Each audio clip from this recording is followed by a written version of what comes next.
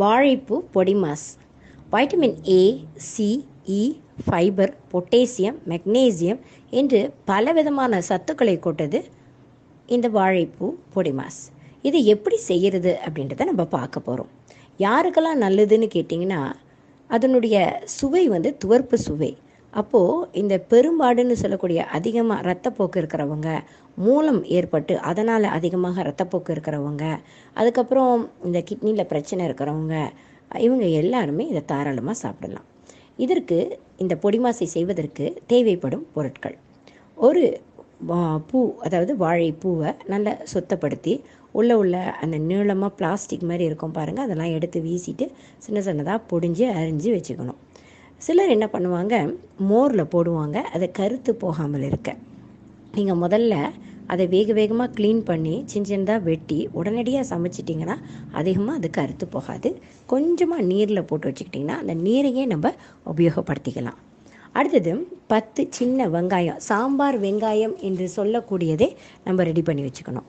அடுத்தது 1/2 டீஸ்பூன் அகஸ்தியர் சுத்தப்படுத்தப்பட்ட, அதாவது சுத்தி செய்யப்பட்ட மஞ்சள் பவுடரை எடுத்து வச்சுக்கோங்க. 1/4 கப்பு ஃப்ரெஷ்ஷாக நம்ம அரைச்ச துருவிய கோகோனட் எடுத்து வச்சுக்கணும்.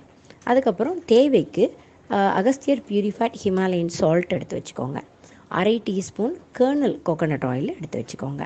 இதிலும் நம்மளோட அந்த கர்னல் கோகோனட் ஆயில் கிடைக்கிறது.